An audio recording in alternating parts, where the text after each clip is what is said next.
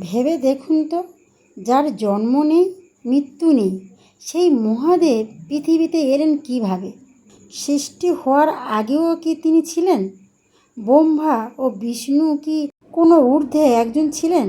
আর যদি সত্যিই মহাদেবের জন্ম হয়ে থাকে, তাহলে তার পিতা কে? আজকের গল্প শেষ পর্যন্ত শুনলে আপনি এমন এক রহস্যর সামনে দাঁড়াবেন, যেখানে জন্মের প্রশ্নটাই যেন অর্থহীন হয়ে যায়। কারণ এই কাহিনীতে একসময় ব্রহ্মা ও বিষ্ণু নিজেদের শ্রেষ্ঠ মনে করে বিবাদে জড়িয়ে পড়লেন। আর ঠিক তখনই তাদের সামনে আবির্ভূত হয়েছিল এমন এক অসীম জ্যোতির স্তম্ভ, যার শুরু নেই, শেষ নেই। সেই জ্যোতির মধ্যে থেকেই প্রকাশ পেয়েছিল এক মহাশক্তি, মহাদেব শিব। তাহলে কিভাবে ঘটেছিল সেই ঘটনা? চলুন ফিরে যাই সেই আদ্যিকালের সময়ে, যখন এই পৃথিবী ছিল না, সূর্য ছিল না, চন্দ্র ছিল না, ছিল না আকাশ, বাতাস, জল কিংবা আগুন, ছিল না দিন, ছিল না রাত, ছিল না মানুষ, দেবতা, পশু, পাখি, কেউ নয়। চারিদিকে শুধু এক গভীর সীমাহীন অন্ধকার। কিন্তু সেই অন্ধকারের মধ্যেও ছিল এক অস্তিত্ব, যাকে চোখে দেখা যায় না, কিন্তু যার উপস্থিতি ছাড়া কোনো সৃষ্টি সম্ভব নয়।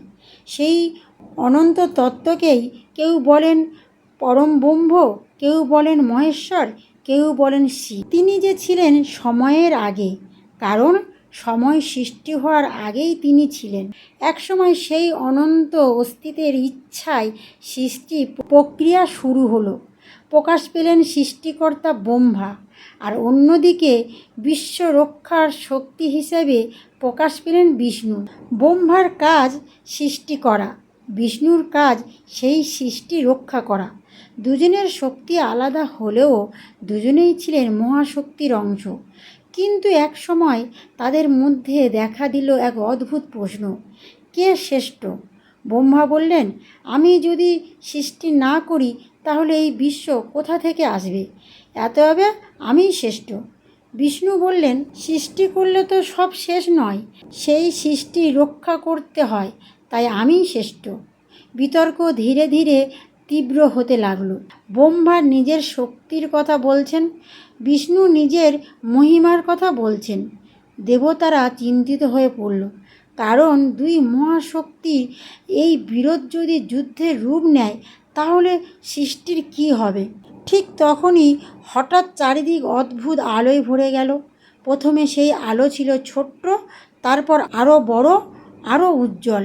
মুহূর্তের মধ্যে সেই আলো এমন এক বিশাল অগ্নিস্তম্ভে পরিণত হলো যে তার সামনে সূর্যের আলো যেন গ্লান হয়ে গেল। ব্রহ্মা এবং বিষ্ণু দুজনেই অবাক। তারা দেখল একটি বিশাল জ্যোতির স্তম্ভ আকাশ ভেদ করে উঠে গেছে। তার নিচের অংশ কোথায় কেউ জানে না, তার ওপরের অংশ কোথায় সেটাও কেউ জানে না। বিষ্ণু অবাক হয়ে বললেন, এ কেমন শক্তি? ব্রহ্মা বললেন, এর রহস্য আমাকে জানতে হবে। তারপর দুজনেই সিদ্ধান্ত নিলেন যে এই জ্যোতির স্তম্ভর শুরু অথবা শেষ খুঁজে বের করতে পারবে সেই শেষ। বিষ্ণু তখন বরাহ রূপ ধারণ করলেন। তিনি ছুটে গেলেন সেই জ্যোতির্স্তম্ভের নিচের দিকে। তিনি যত নিচে যেতে লাগলেন, ততই অন্ধকার গভীর হতে লাগলো। একসময় তিনি বুঝতে পারলেন এই স্তম্ভের কোনো শেষ নেই। তিনি আরও এগোলেন, আরও গভীরে গেলেন, কিন্তু জ্যোতি চলতেই থাকলো। শেষ নেই, সীমা নেই, অনন্ত নেই। বিষ্ণু মনে মনে ভাবলেন, এ কেমন শক্তি? আমি যতই এগোচ্ছি ততই মনে হচ্ছে আমি শূন্যের মধ্যে প্রবেশ করছি। অনেক দূর যাওয়ার পর তিনি থেমে গেলেন। তিনি বুঝলেন এই শক্তির শেষ খুঁজে পাওয়া তার পক্ষে সম্ভব নয়।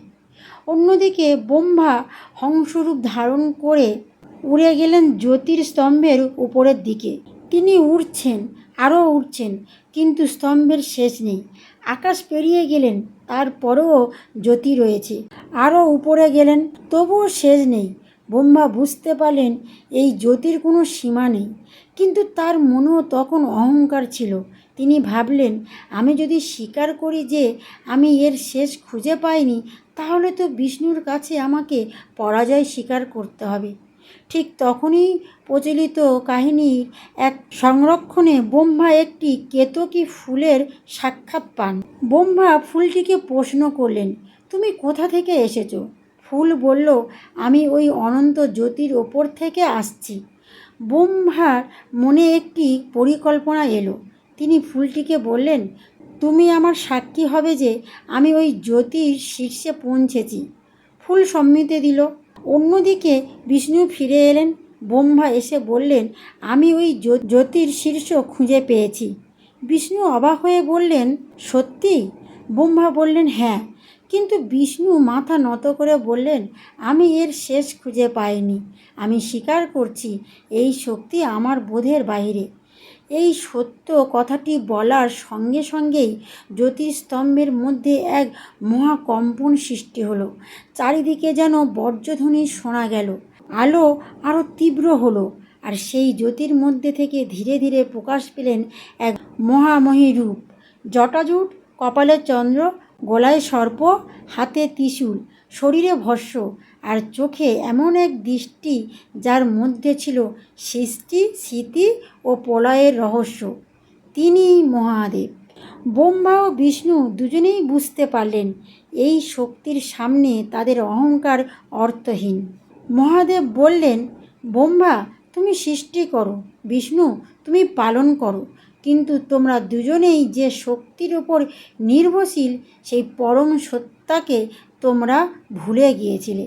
বিষ্ণু মাথা নত করল, কিন্তু ব্রহ্মার অহংকার তখনও পুরোপুরি ভাঙেনি। তিনি বললেন, তাহলে আপনি কে? মহাদেব মৃদু হাসলেন।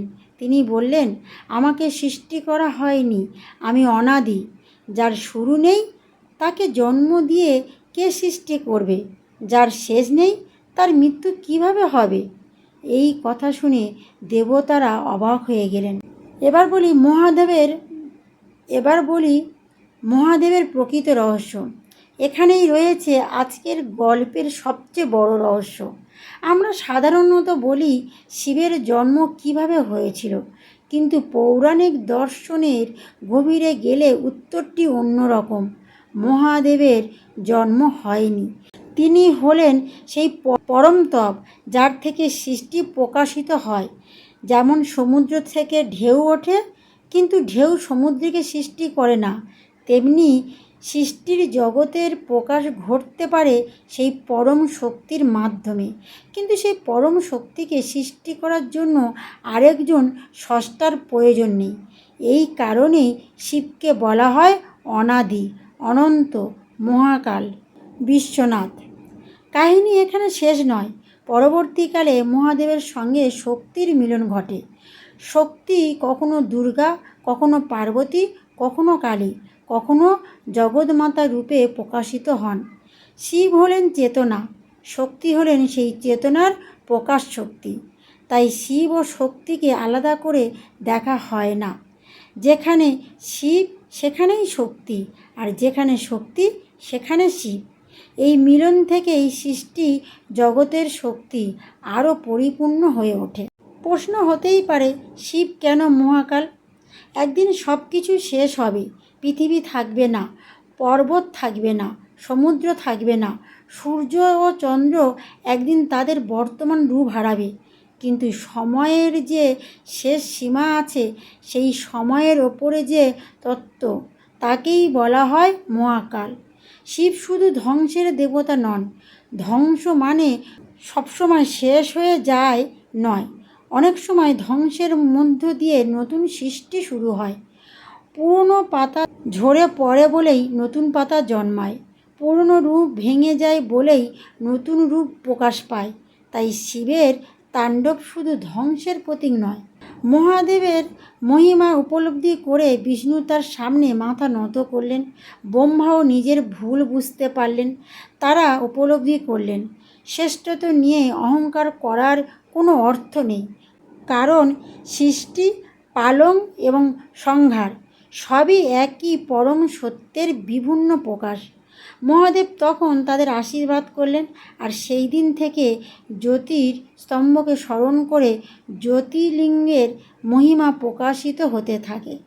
মানুষ বিশ্বাস করতে শুরু করলো যেখানে ঈশ্বরের অনন্ত জ্যোতির স্মরণ হয় সেখানেই অন্ধকার দূরে সরে যায়।